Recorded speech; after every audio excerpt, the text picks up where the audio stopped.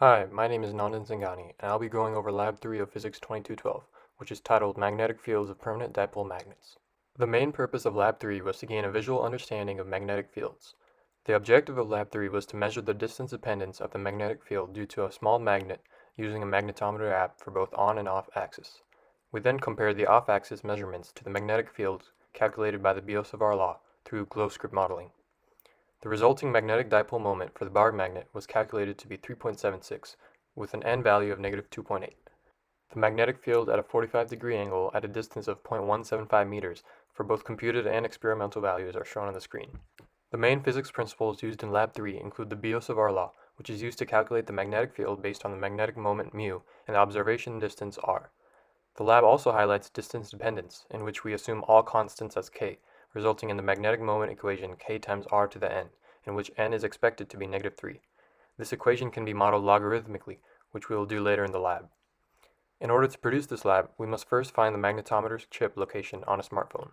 Using the magnetometer app on your phone, orient the phone towards magnetic north, at which the x component for the magnetic field will read close to 0 to compensate for Earth's magnetic field. Place a ruler at the bottom edge of the phone with a magnet at one end. Then place your phone at the top of the ruler and slide your phone vertically until you get a position where the magnetic field reading is highest in the x direction and lowest in the y direction. Place the tape on the phone along the ruler's edge at this location. Then rotate the phone 90 degrees and repeat the steps, this time looking for a minimum x component and a maximum y component. After marking this edge with the tape, the location where both tapes intersect is the position of the magnetometer chip. In order to measure on-axis distance dependence, first orient the phone towards magnetic north. Place the phone on a ruler with the magnetometer chip aligned with the top edge, and place a magnet at one end of the ruler. Move the phone in the x direction until the x component for the magnetic field reads 20 microtesla. Repeat this twice for the same reading. Then repeat these steps for the readings of 70, 120, 170, and 220 microtesla. In order to measure off-axis magnetic fields, we will use the procedure previously mentioned to find the position where the net magnetic field reads 100 microtesla. Using a second ruler placed perpendicularly to the first, move the phone up the same distance it is from the magnet. Record the magnetic field readings at both locations. Then subtract the y components of off-axis from on-axis in order to account for the Earth's magnetic field. During the lab, some observations were made about the magnetic fields.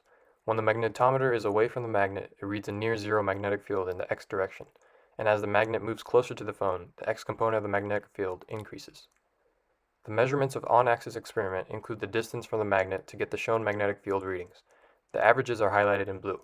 Shown on the right is a logarithmic plot of the magnetic field, plotted with the equation ln bx equals ln k plus n ln r. The slope of the plot is n, which is calculated to be -2.8. The expected value was -3, which is a difference around 6.6%. The magnetic moment could also be calculated with the k value found from the plot.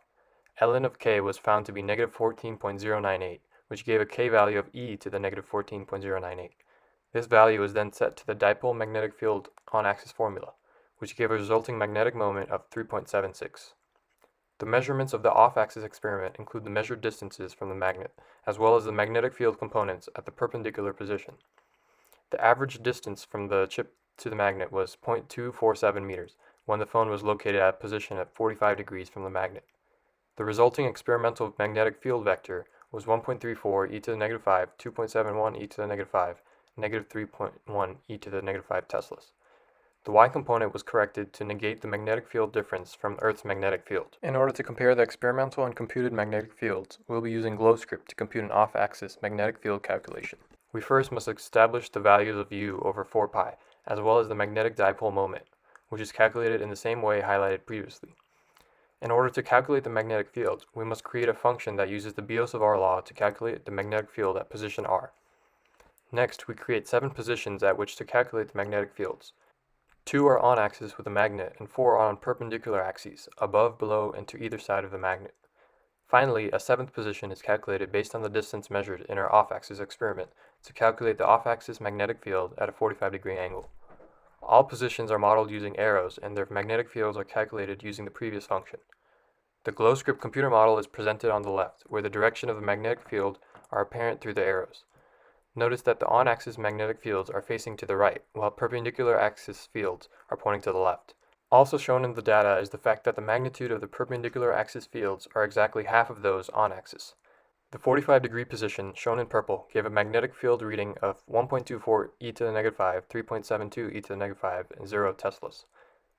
To conclude, the magnetic moment calculation resulted in a value of 3.76 ampere square meters. The magnetic field calculations for a 45-degree axis resulted in a difference between the computed and experimental values of around 8% in the x component, 27.1% in the y component, and an increase from 0 in the z component. The distance dependence n was calculated to be negative 2.8, which is around a 6.6% difference to the expected value of 3. To reflect, if the experiment was not rotated to compensate for magnetic north, the measurement for the x value would have been affected by the reading of Earth's magnetic field. The reading would not show the magnetic field of only the magnet. If two identical magnets were to be stick together during the experiment, the readings would be the same direction with a magnitude that is approximately doubled, assuming the length is minimal.